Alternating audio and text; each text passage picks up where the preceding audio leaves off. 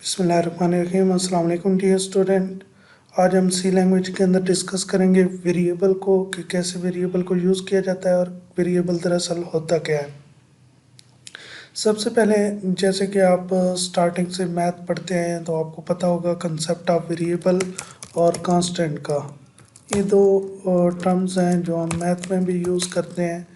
Variables हम कहते हैं जिसकी वैल्यू हम कहते हैं कि चेंज हो सकती है, और कांस्टेंट हम उसको कहते हैं जिसकी वैल्यू चेंज नहीं होती। ठीक है। इसी तरह प्रोग्रामिंग के अंदर भी हम वेरिएबल्स भी यूज़ करते हैं, कांस्टेंट भी यूज़ करते हैं। तो कांस्टेंट हमारे पास कौन कौन से होते हैं? कांस्टेंट में हमारे पास नंबर्स आ जाते हैं। ठीक है, नंबर कांस्टेंट आ जाते हैं। उसके बाद हमारे पास आ जाते हैं कैरेक्टर कांस्टेंट। ठीक है।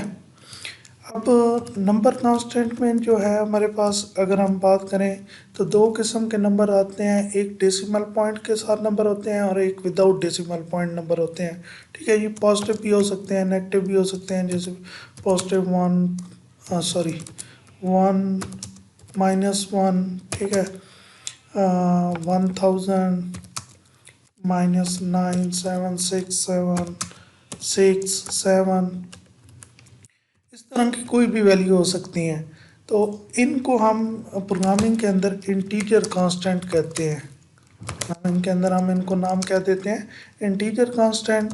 और इनके लिए जो टाइप यूज़ करते हैं ना, यानी इनके लिए हम डेटा टाइप क्या करेंगे, इसको रिप्रेजेंट करने के लिए इंट से रिप्रेजेंट करेंगे। ठीक है, इस तरह की वैल्यूज जो विदाउट डेसिमल पॉइंट होती हैं उनको हम क्या कहते हैं? इंटीजर कांस्टेंट, और इंट से रिप्रेजेंट करते हैं। इसी तरह जो पॉइंट्स वाली वैल्यू होती है उनको हम फ्लोटिंग कांस्टेंट कहते हैं। ठीक है, फ्लोटिंग वैल्यूज़ कहते हैं, और उसको रिप्रेजेंट किया जाता है दो के साथ, फ्लोट या डबल के साथ। ठीक है, अब इसमें सिंपल आपको समझ आ गई होगी कि पॉइंट होगा। ठीक है, वो माइनस में भी वैल्यू हो सकती है, वो पॉजिटिव में भी वैल्यू हो सकती है। ठीक है, तो इस तरह की कोई भी वैल्यू जो पॉइंट्स के अंदर होंगी वो हमारी वैल्यूज़ कहलाएंगी फ्लोटिंग वैल्यूज़। करेक्टर के अंदर जैसे कीबोर्ड पे आपको जितने भी नंबर ऑफ करेक्टर नज़र आ रहे हैं ये सारे इंडिविजुअल अगर लिया जाए तो इसको करेक्टर कांस्टेंट कहेंगे, वो चाहे कुछ स्पेशल करेक्टर हो। और इनको याद रखिएगा सिंगल कोटेशन में लिखा जाता है। जैसे इस वन में और इस वन में फ़र्क क्या है कि ये वन जो है ये करेक्टर कांस्टेंट है, उसका कैसे पता चलता है? सिंगल कोटेशन की वजह से। और ये वन जो है ये इंटीजर है। ठीक है, क्योंकि इसके अंदर सिंगल कोटेशन नहीं है। तो कोई भी हो सकता है, जैसे स्टार है तो स्टार को भी आप करेक्टर कांस्टेंट ऐसे ले सकते हैं, या किसी भी अल्फ़ाबेट करेक्टर कांस्टेंट भी आप ले सकते हैं, जैसे ये जी ले लिया। तो आगे करेक्टर कांस्टेंट में अगर आपके पास मल्टीपल करेक्टर्स हों तो आप उसको स्ट्रिंग कांस्टेंट कहते हैं।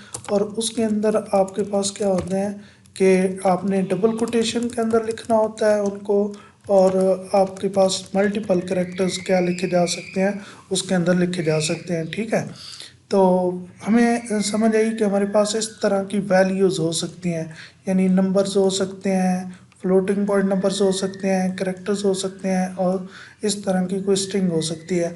अब ये जो कांस्टेंट है, जैसे मैं यहाँ पे कांस्टेंट लूँ 10+5, तो अब ये देखें ये वैल्यूज़ ऐसी कैसी, जैसे हम कहते हैं मैथ में भी कांस्टेंट चेंज नहीं हो सकते। तो 10+5 15, तो ये हमेशा 15 रहेगा, ये 10 रहेगा और ये 5 रहेगा, और इसका हमेशा आंसर 15 रहेगा।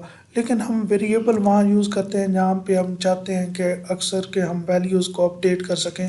जैसे मैं x को यहाँ पे 5 देता हूँ। ठीक है, फिर y एक वेरिएबल लेता हूँ जिसको मैंने 6 दिया। फिर उसके बाद मैंने क्या किया कि यहाँ पे x+y, z को x+y करता हूँ, तो x+y का आंसर क्या आएगा? x+y का आंसर 11 आएगा, जो कि z के पास चला जाएगा।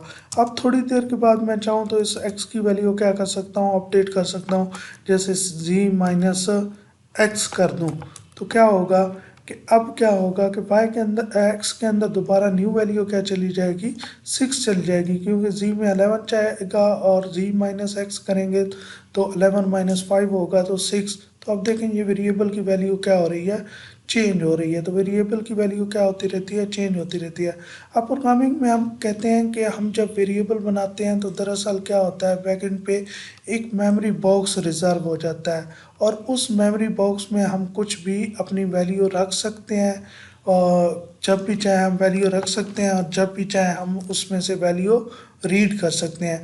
और इस मेमोरी बॉक्स को हम कोई ना कोई नाम देते हैं, क्योंकि उस नाम की मदद से ही हम क्या करेंगे, उसके अंदर वैल्यू रखेंगे, और जब हमें ज़रूरत पड़ेगी तो उसमें से वैल्यू क्या कर लेंगे, उठा लेंगे। ठीक है। तो वेरिएबल दरअसल हमारे पास एक क्या होता है, मेमोरी बॉक्स होता है, जिसका कोई ना कोई नाम होता है। उस नाम की मदद से उसमें वैल्यू हम स्टोर कर सकते हैं, और जब चाहे वैल्यू क्या कर सकते हैं, रीड कर सकते हैं, और जब चाहे इसके अंदर वैल्यू को अपडेट भी किया जा सकता है। अब प्रोग्रामिंग के अंदर जो है वो सी प्रोग्रामिंग लैंग्वेज के अंदर या मुख्तलिफ प्रोग्रामिंग लैंग्वेजेस के अंदर हमें वेरिएबल यूज़ करने से पहले वेरिएबल बाकायदा डिक्लेयर करना पड़ता है। और डिक्लेरेशन के अंदर हमें दो चीज़ें बतानी होती हैं। वेरिएबल डिक्लेरेशन, एक तो ये वर्ड आप याद रखेंगे, और फिर इसका सिंटैक्स याद रखेंगे सी लैंग्वेज के हिसाब से। तो सिंपल सा सिंटैक्स है कि आपको सबसे पहले डेटा टाइप लिखनी होती है, यानी टाइप ऑफ डेटा बताना होता है जो आप वेरिएबल में स्टोर करना चाहते हैं, और आपको वेरिएबल नेम बताना होता है कि आप वेरिएबल नेम क्या रखेंगे। वेरिएबल नेम के चंद एक रूल्स हैं, वो बाद में बता दूंगा कि क्या है। तो जस्ट आपने ये सिंटैक्स लिखना है। जैसे मुझे कोई कहता है कि मुझे इस तरह की पॉइंट्स वाली वैल्यूज़ स्टोर करनी है, तो मैं उसको कहूँगा भाई आप क्या करो, आप एक वेरिएबल आपको अगर चाहिए तो आप फ्लोट ले लो, ठीक है, और वेरिएबल नेम आप अपनी मर्ज़ी से जो मर्ज़ी रख दो, एक्स रख दो, कुछ भी। कुछ रूल्स हैं वो बाद में हम डिस्कस कर लेंगे। इन रूल्स को यूज़ करते हुए हम कोई भी वेरिएबल नेम रख सकते हैं। इसी तरह वो कहता है कि नहीं, मुझे एक और वेरिएबल चाहिए जिसमें मुझे विदाउट डेसिमल पॉइंट वैल्यू को स्टोर करना है, तो मैं उसे कहूँगा कि इंट ले लो, ठीक है, और वेरिएबल नेम आप जो मर्जी नंबर 1 ले लूँ, कोई भी रख सकता हूँ, ठीक है। तो अब हम इसे प्रोग्रामिंग के अंदर इम्प्लीमेंट करके देख सकते हैं। तो प्रोग्रामिंग के अंदर इम्प्लीमेंट करने के लिए मुझे उसी तरह अगर कोई वेरिएबल यूज़ करना है, जैसे मैं एक्स वेरिएबल को यूज़ करना चाहता हूँ और फिर इसकी वैल्यू को डिस्प्ले करना चाहता हूँ, तो हम ये भी सीखेंगे कि इसकी वैल्यू को डिस्प्ले कैसे किया जाता है। सबसे पहले तो हम एक्स को वैल्यू क्या दे रहे हैं, 1 दे रहे हैं। इसको अगर हम चला कर देखें तो इसकी एरर आएगी।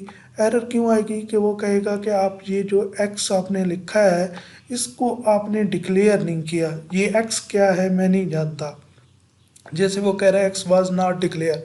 तो हमें जो भी वेरिएबल यहाँ पे यूज़ करना है उसको सबसे पहले डिक्लेयर करना है, और डिक्लेयर करने का तरीकाकार मैंने आपको बता दिया कि डिक्लेयर कैसे करेंगे। सबसे पहले आपने क्या लिखनी है, डेटा टाइप, जो भी जिस डेटा टाइप की आपको वैल्यू, जैसे मुझे यहाँ समझ आ रही है विद नंबर स्टोर करना है, और वो भी without decimal point number store करना है, तो मुझे डेटा टाइप क्या लेनी है, इंट लेनी है। और मुझे वेरिएबल नेम क्योंकि एक्स मैंने रखा था तो एक्स, ठीक है। अगर यहाँ पे मैं चेंज कर देता हूँ वेरिएबल नंबर, तो यहाँ भी मुझे क्या करना पड़ेगा, नंबर लिखना पड़ेगा, अदरवाइज एरर आएगी। तो अगर आप इसको चलाऊँ तो इसके आउटपुट नहीं आएगी क्योंकि प्रिंट एफ की स्टेटमेंट नहीं लिखी हुई, लेकिन ये प्रोग्राम क्या होगा, प्रॉपर चल जाएगा।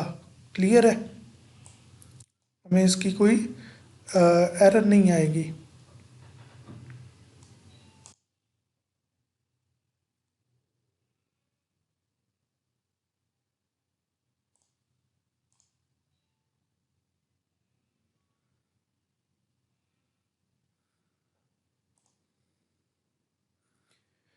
अब देखें, आपको नज़र आ रहा होगा कि हमें आउटपुट के अंदर कुछ भी नज़र नहीं आ रहा, लेकिन ये प्रोग्राम चल गया है। तो अगर आप प्रिंट एफ की स्टेटमेंट के अंदर इसकी वैल्यू डिस्प्ले करना चाहते हैं वेरिएबल की, तो याद रखिएगा वेरिएबल को अगर जब आपने डिस्प्ले करना है वेरिएबल की वैल्यू को, तो फिर आपने इसको डबल कोटेशन से बाहर लिखना है वेरिएबल नेम को। अगर आप इसको डबल कोटेशन में लिखेंगे तो ये एज इट एज डिस्प्ले कर देगा जो इसके अंदर लिखा होगा। जैसे एन ओ लिखा हुआ है तो एन ओ डिस्प्ले हो जाएगा। यहाँ पे आपको नज़र भी आ रहा होगा नंबर। लेकिन आप अगर आप इसको double quotation, sorry, double quotation के बगैर भी लिखने से नहीं होगा, क्योंकि सी लैंग्वेज के अंदर हमें इसके लिए एक प्रॉपर वे यूज़ करना पड़ता है। वो बता देता हूँ कि क्या प्रॉपर वे यूज़ करना है। तो आपने एक और चीज़ याद रखनी है कि इंट के लिए हमारे पास जब भी प्रिंट एफ या स्कैन एफ करेंगे, स्कैन एफ इनपुट लेने के लिए होता है और प्रिंट एफ डिस्प्ले करने के लिए होता है, तो उसके लिए इनके लिए परसेंटेज डी यूज़ करेंगे और फ्लोट के लिए आप क्या करेंगे, परसेंटेज एफ। अभी बेशक आप ये दो याद रख लें, आपको और ज़्यादा चीज़ें याद रखने की ज़रूरत नहीं है। परसेंटेज डी और परसेंटेज एफ अभी हमें इसी पे प्रैक्टिस करेंगे। तो आपको क्या करना है, यहाँ पे नंबर को डिस्प्ले करना है। तो अब आपको सबसे पहले क्या करना है, यहाँ पे डबल कोटेशन के अंदर परसेंटेज डी लिखना है और कामा के बाद आपको एक्स लिखना है। अब दरअसल क्या होगा कि जहाँ पे ये परसेंटेज डी आ रहा है, ये अपनी जगह रिप्लेस कर देगा। ये अब एज इट एज डिस्प्ले नहीं होगा। जैसे लास्ट टाइम मैंने कहा था कि slash N as it as display नहीं होगी, इसी तरह ये percentage D as it as display नहीं होगा, बल्कि इसकी जगह क्या होगी, एक्स की वैल्यू डिस्प्ले होगी। जैसे मैं इसको चला कर देखता हूँ तो यहाँ पे आपको नज़र आएगा कि एक्स की वैल्यू डिस्प्ले, सॉरी एक्स तो हमारा वेरिएबल है ही नहीं, हमारा वेरिएबल का नाम क्या है, नंबर। तो अब वेरिएबल नेम हमें सही लिखना चाहिए। तो अब हमें आउटपुट नज़र आएगी, जो कि क्या नज़र आएगी, 1। आपको नज़र आ रही होगी कि ये 1 आउटपुट है।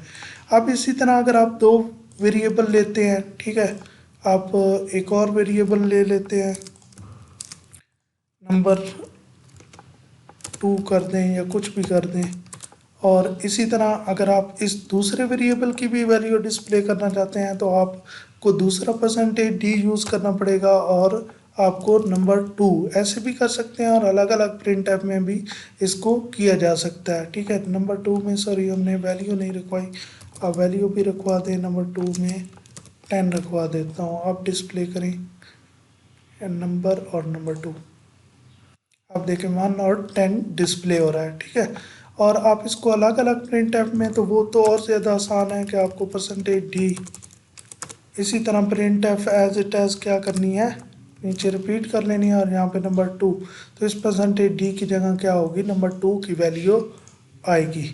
तो परसेंटेज डी जहाँ जहाँ आएगा तो 1 के बाद क्या आ रहा है, 10, क्योंकि कोई स्पेस नहीं दी, मैं यहाँ पे स्पेस एन या स्लैश एन लगा देता हूँ ताकि न्यू लाइन आ जाए। तो यहाँ पे स्लैश एन लगाऊंगा तो न्यू लाइन आ जाएगी 1 और 10। ठीक है, तो यहाँ तक उम्मीद है आपको समझ आई होगी। प्रैक्टिस कीजिएगा इसी तरह वेरिएबल लेके उनकी वैल्यूज़ को डिस्प्ले करवा के।